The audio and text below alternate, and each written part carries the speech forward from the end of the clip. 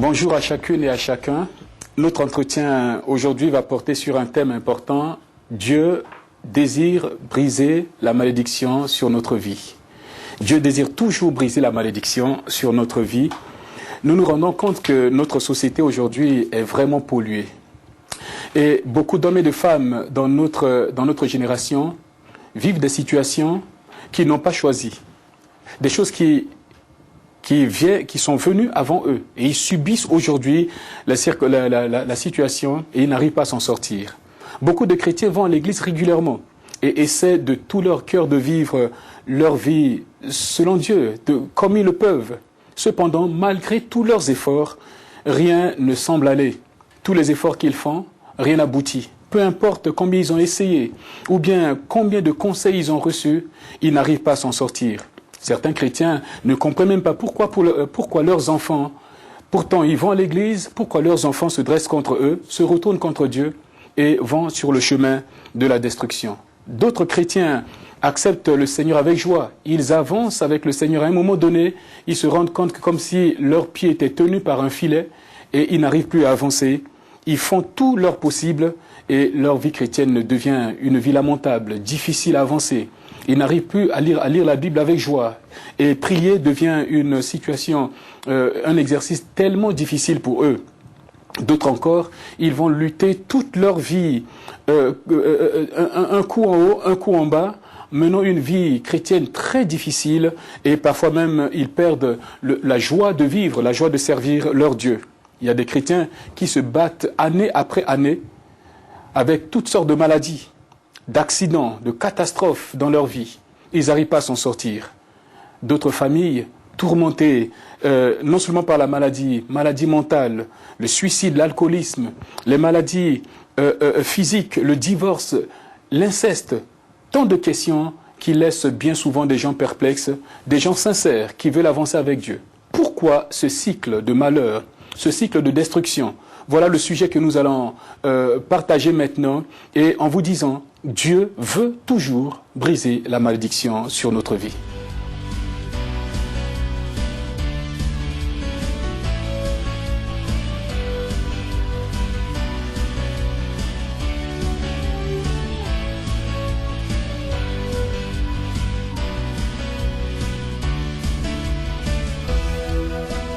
Pour étayer mon exposé, j'aimerais parcourir la Bible avec vous en prenant l'exemple d'une famille assez connue dans le Nouveau Testament, c'est la famille d'Hérode, le roi Hérode.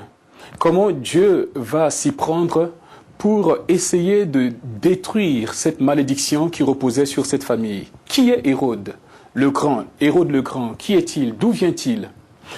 À travers les écrits et à travers la Bible, nous voyons que Hérode provient de la famille d'Ésaü, le frère jumeau de Jacob.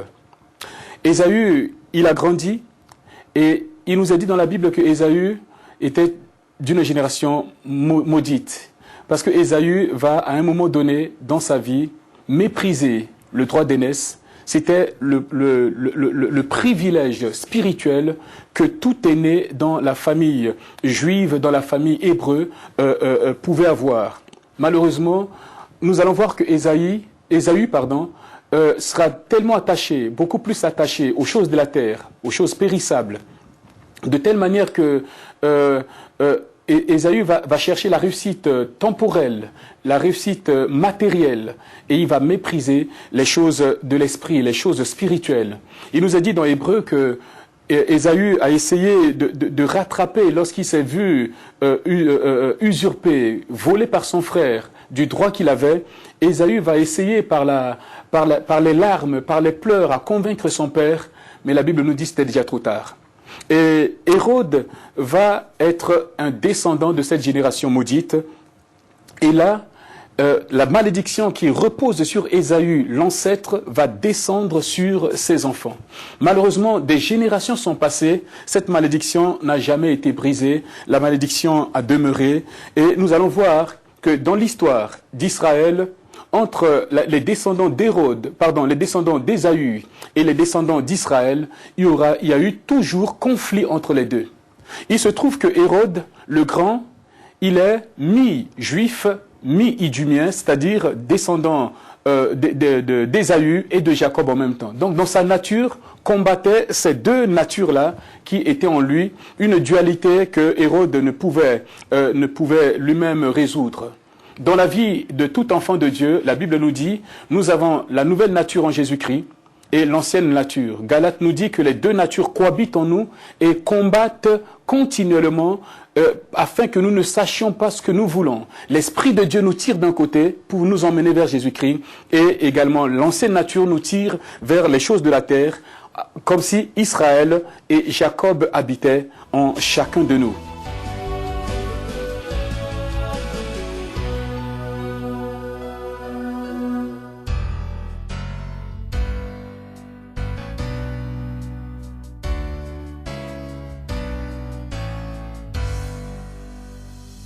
Hérode le Grand traînait donc une longue malédiction sur sa vie. Depuis ses ancêtres, cette malédiction n'a pas été brisée. Mais, comme je l'ai dit au début, Dieu veut toujours briser la malédiction sur notre vie. La malédiction qui pèse sur les générations. Et c'est toujours sa volonté. Comment va-t-il s'y prendre avec Hérode le Grand? Et c'est formidable. Et nous allons nous rendre compte que chaque génération bénéficie d'un moment propice que Dieu lui donne pour être libéré de la malédiction. Dieu va envoyer vers Hérode le Grand la parole et le témoignage de quelqu'un pour briser cette malédiction. Comment il va faire? Dieu va envoyer, dans le cas de Hérode le Grand, des mages. Les mages qui lui parlèrent d'une certaine étoile qui s'est mise à briller et qui annonçait la naissance d'un enfant. Hérode a pris peur, et nous trouvons ce passage dans Matthieu chapitre 2. Hérode a pris peur. C'était quelque chose de tout à fait surnaturel, de voir une étoile qui se déplace dans le ciel au fur et à mesure que eux, les mages, y marchaient. C'est quelque chose d'extraordinaire. Il était interpellé. Et les mages de surcroît lui disent encore, voilà, cette étoile annonce la naissance d'un roi. Hérode a pris encore bien plus peur. Voilà, nous trouvons l'histoire de cette étoile déjà dans l'Ancien Testament, annoncée par Balaam, le prophète Balaam, qui disait qu'il voyait de si loin un astre briller. Cet astre-là annonçait la venue d'un roi, celui qui va avoir le sceptre entre ses mains pour détruire l'ennemi du peuple de Dieu. Et donc quelque chose de surnaturel a frappé à la porte du roi Hérode. Mais qu'est-ce que c'est? Mais qui est celui-là qui frappait à la porte du roi d'Hérode d'une manière si surnaturelle? Je crois que vous comprenez avec moi, c'est Dieu lui-même. Dieu frappait d'une manière surnaturelle en utilisant le surnaturel, en utilisant un acte miraculeux. Dieu voulait s'approcher d'Hérode pour détruire cette malédiction qui pesait sur sa vie. Et chers amis, dans votre vie comme dans la mienne, à chaque fois qu'il y a un signe miraculeux, un miracle venant de la part de Dieu, de la main de Dieu, c'est Dieu qui essaie d'attirer notre attention. Souvenez-vous de Moïse. Dieu va attirer l'attention de Moïse dans le désert par un buisson ardent. Un buisson qui brûle, qui ne consume pas ni les feuilles, qui ne consume ni les feuilles, ni les brindilles qui étaient là. Dieu intervient d'une manière surnaturelle dans notre vie. Et c'est ce que Dieu a fait dans la vie d'Hérode.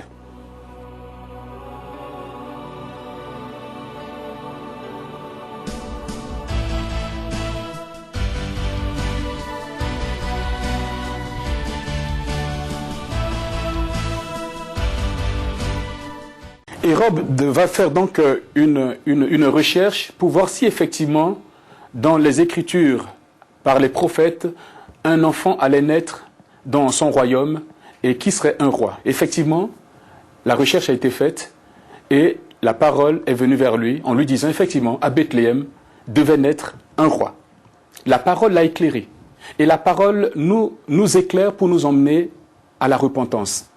Dieu a frappé à la porte d'Hérode pour éclairer cet homme. Et s'il acceptait la repentance, en ce moment-là, eh bien, Dieu allait briser la malédiction qui était sur la vie d'Hérode. Malheureusement, Hérode le Grand a refusé la lumière.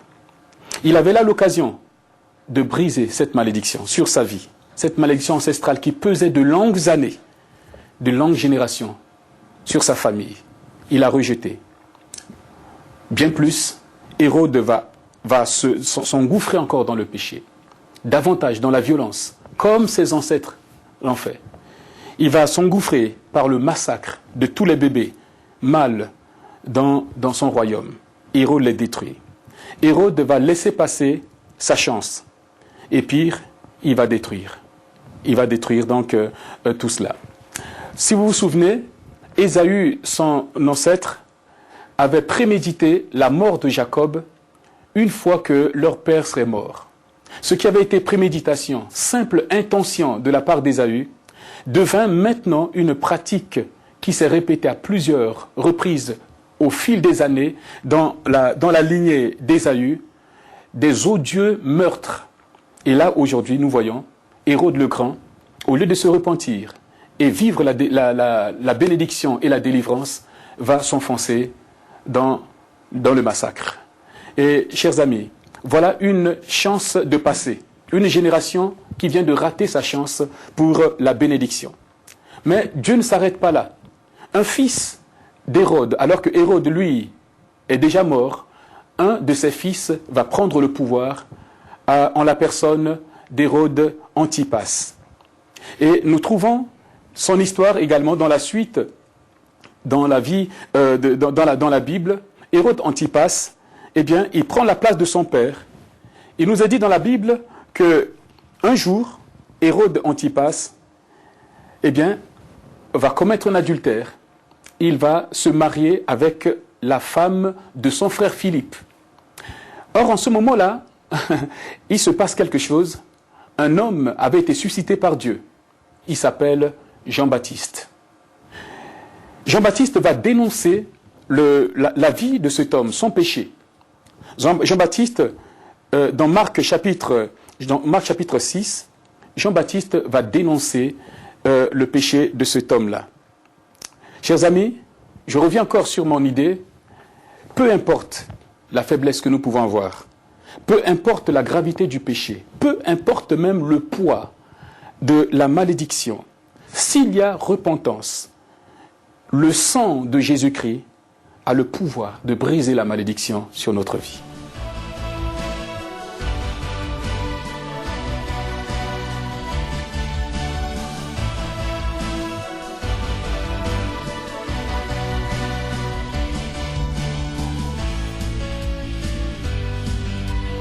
Et donc Dieu aussi va donner la possibilité, l'occasion à Hérode Antipas de se repentir et de voir la malédiction générationnelle, ancestrale, qui durait de longues années, être brisée sur sa vie. Dieu va susciter le ministère de Jean-Baptiste.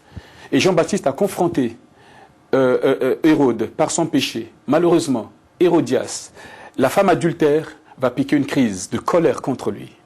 Et il va ordonner que Jean-Baptiste soit mis en prison. Effectivement, c'est ce qui s'est passé. Et Hérode Antipas était vraiment touché par le message de Jean-Baptiste. Il était partagé. Tantôt, il faisait sortir Jean-Baptiste de prison pour l'écouter. Il était perplexe. Il respectait Jean-Baptiste. Il ne voulait pas le toucher. Et au fond de lui, Hérode Antipas avait vraiment, vraiment faim. La faim spirituelle tenaillait cet homme. Il voulait absolument s'en sortir. Mais en même temps, il était comme lié par ses forces mauvaises. Malheureusement, un jour, Dieu, qui a déjà placé Hérode Antipas à plusieurs reprises devant la lumière de la parole de Dieu, annoncée par Jean-Baptiste, Hérode Antipas a refusé la lumière. Un jour, alors que l'occasion s'est présentée, Hérodias va profiter de cette occasion pour demander la tête de Jean-Baptiste. Et Hérode Antipas, au lieu de laisser la lumière triompher des ténèbres qui pesaient sur sa vie, qui l'accablaient, Hérode Antipas va accepter de céder à la sollicitation de sa femme. Il va décapiter Jean-Baptiste. Et malheureusement, il va continuer à vivre sous la malédiction. Cette malédiction qui va continuer. Il a choisi la cruauté, la violence, comme son père avait eu, et malheureusement, cela continue. Mais sur la vie de Hérode Antipas, la situation ne s'arrête pas là. Cet homme a appris que Jésus-Christ étaient là. Des miracles se passaient dans la vie de Jésus à travers son ministère. Et Hérode Antipas a émis le désir de le rencontrer un jour. Nous trouvons dans Luc chapitre 9 au verset 9. Il cherchait à rencontrer Jésus. Mais j'aimerais vous poser la question. Pourquoi cherchez-vous à rencontrer Jésus? Pour voir un homme faire des miracles? Ou bien pour le rencontrer comme un sauveur personnel, le maître de votre vie? Et Hérode Antipas cherchait à rencontrer Jésus et un jour, l'occasion lui a été donnée. Malheureusement, l'occasion lui a été donnée, il n'a pas profité de cette occasion. Dans Luc chapitre 23, il a méprisé Jésus. Il a choisi la gloire, l'honneur, la popularité des hommes. Il a laissé passer sa chance. La chance de voir la malédiction brisée sur sa vie. Et la malédiction a continué. Hérode a été détruit.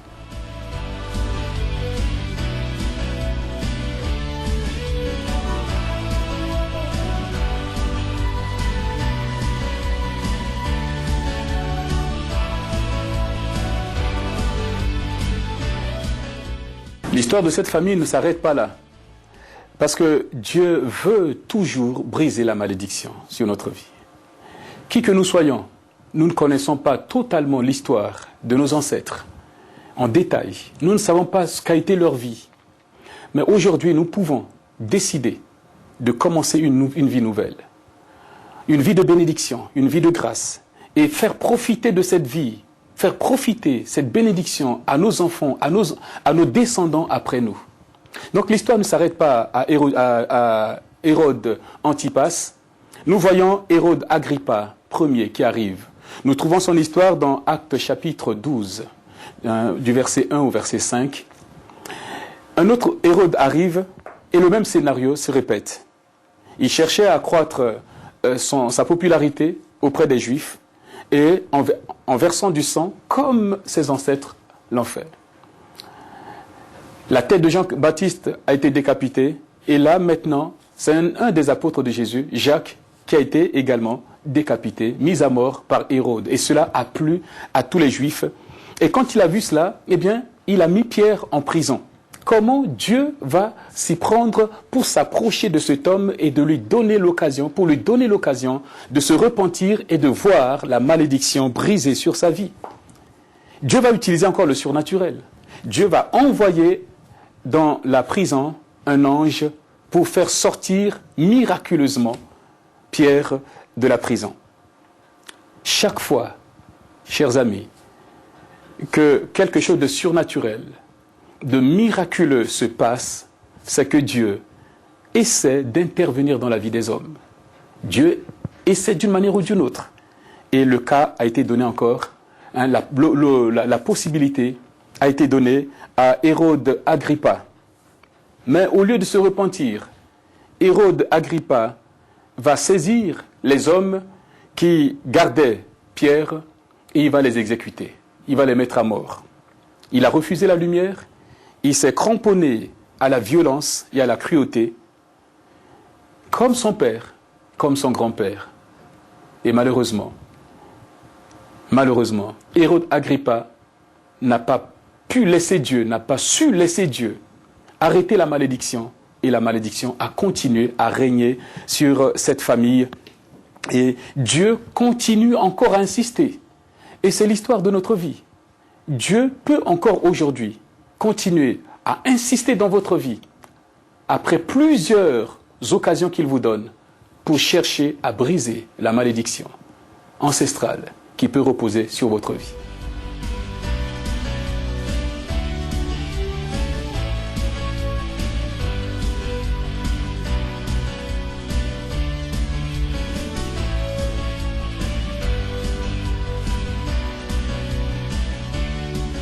Nous voyons que la caractéristique de la famille Hérode, c'est bien la cruauté, la violence, la recherche de la popularité. Voyez-vous, l'estime auprès des hommes, chercher toujours à être un peu au-dessus des autres. Mais malheureusement, ça c'est la caractéristique du peuple de la famille Hérode. Je crois que vous connaissez les caractéristiques de votre famille. de ce qui fait un peu comme ce qui vous caractérise dans votre famille entière, ce qui caractérise ma propre famille. Chacun de nous, nous pouvons le savoir. Je le disais tout à l'heure, l'histoire ne s'est pas arrêtée à Hérode Agrippa Ier. Il est mort, rongé, nous dit la Bible, par les vers. Un jugement est tombé sur lui. La malédiction n'a pas été brisée. Maintenant, ce sont ses enfants qui ont hérité de cette malédiction. Hérode Agrippa II prend le règne après son père. Nous trouvons son histoire dans Actes chapitre 26 dans la Bible. Il prend la place de son père, Hérode Agrippa II. Il est l'arrière-petit-fils d'Hérode le Grand. Donc ça fait déjà 4 générations. Hérode Agrippa II est le dernier. Parce que la Bible nous dit que l'Éternel, notre Dieu, il est un Dieu infiniment miséricordieux, infiniment compatissant. Il fait miséricorde jusqu'à 1000 générations pour ceux qui l'aiment, qui gardent ses commandements.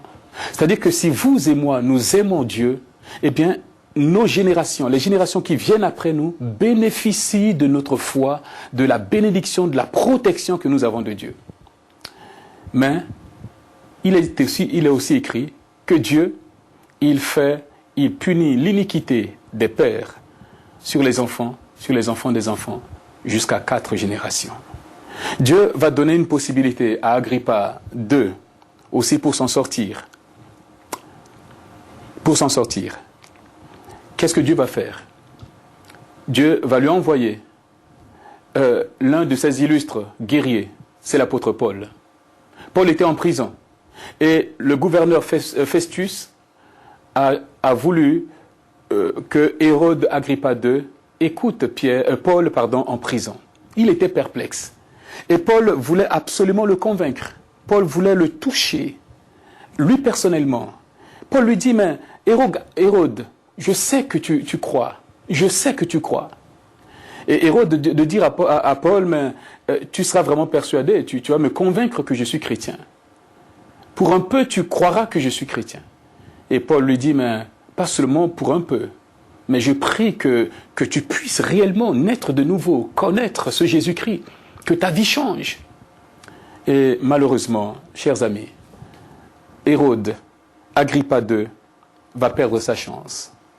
Il va laisser sa chance passer, laisser la malédiction couler. Ce fut la 4e génération, et comme la Bible dit, ce fut le dernier des Hérodes.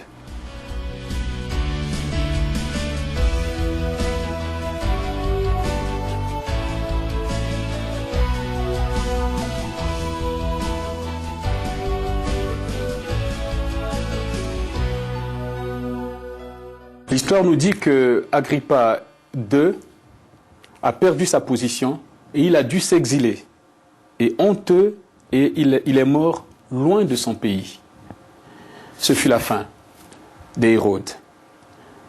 Comme je l'ai dit, tout au long de leur vie, Dieu a voulu briser la malédiction qui pesait sur cette famille. Depuis Hérode le Grand jusqu'à Hérode Agrippa II, Dieu a cherché par n'importe quel moyen, en leur envoyant des meilleurs de ses serviteurs pour que la malédiction soit brisée, mais ils ont rejeté Dieu. Maintenant, réfléchissez un peu. Avez-vous encore entendu parler d'Hérode, d'un autre Hérode qui fut roi après Hérode Agrippa II? Dans l'histoire, on n'en trouve plus. Vous n'entendez plus parler de cette famille. Simplement parce qu'ils sont morts.